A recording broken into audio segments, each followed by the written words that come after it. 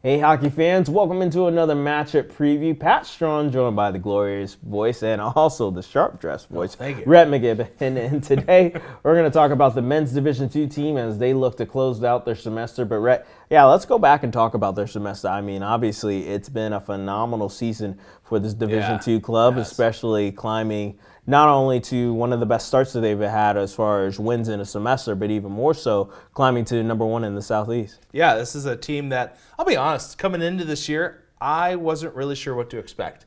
And I think a lot of people would say that, last year, you're close to going to nationals and NC State knocks you off and you're like, oh boy, not exactly what's going on here, but you're like, okay, this is a team that needs to kind of regroup and grow. And then this season, you come and you add some pieces, McFarland and Snyder, Sorensen, the list goes on, and Partridge has been a stud for you between the pipes, and you bring up a couple guys from the D3 team that have made an impact, and all of a sudden you have this amazing recipe that I doubt many people would have predicted in the summer that have produced some quality hockey for you. And just like that, like you said, number one in the Southeast region, and that's something to put your hat on. And talk a little bit about, obviously, when we were doing the previews earlier, one of the most impressive things, like talking about this team, not only was their depth and speed that really seems to give teams fits, but even also a team that's been banged up a lot, it's still, as you said, kind of a bit of a next man mentality. So talk a little bit about just what's impressed you about this club this year. Well, I think you have guys that have been veterans on this team that have filled their role well, and they fill in a gap when needed. And a guy that, just coming on to mind is Richardson. He's a defenseman that, has been a serviceable D throughout his time in Liberty hockey. And if there's an injury, he's a guy that can step up and play top 4 minutes for you, even top pairing minutes for you. And he's not going to provide maybe the offense that you would get with some other guys, but he's going to play a defensively sound game. And I think you see that throughout the entire lineup, like we've talked about. And once again, similar to the D1 team, this is a group that if a guy gets hurt, like you said, a guy can just step into that role and fill it, and the machine keeps going, and it's well oiled. And that's the key to winning at the collegiate level, and the Flames D2 team has shown that. And I know one guy who's been happy about how they've done this season is the third man bench boss, and Ben Hughes. Got to talk to him about not only the impressive start that the team has had, but also trying to be able to close out the semester with, as I said, 2 wins against conference foe Stevenson.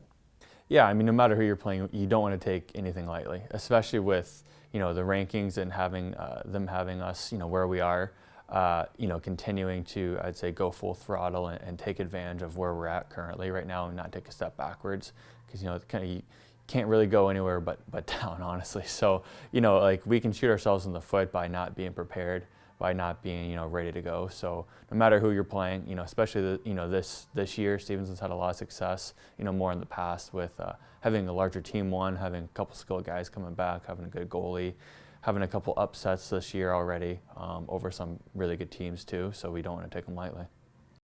And Rhett, as you heard from Mr. Hughes, as he was talking about, obviously not only is he happy about the start and pleased with what the team has done, as you just mentioned, but even more so, he knows that these next 2 games that they have closing out the semester are not only important for keeping them in at number 1 spot in the rankings, but even more so just to build momentum going into the new year. Yeah, these are always tough games in the sense that you've got guys, it's been a long first semester, you're tired, and their bodies are ready for a break. Mentally and physically, you're ready for some rest. But you've got one more weekend to go. And Stevenson's no joke, and we both know that. They've had some big wins this year. This is a team that can get it done. They were in the top 10 of the Southeast. Now they're at 13th. So this is a team that's right on the doorstep. They would love to have a statement win before Christmas and knock off Liberty to get back into the top 10. So that's the danger here. And D2 needs to be ready and focused, and they need to have, and on all honesty, they need to have their best games of the semester prepared to go, because I think Stevenson's going to throw a lot at them and give them a decent test. Well, we're going to see 2 decent tests as well this weekend, as the Flames will take on Stevenson here on Saturday and Sunday. Make sure to tune into the broadcast. But once again, thank you for watching. That's Rhett McGibbon, the clean Rhett McGibbon. Yes, and I'm Pat Strong.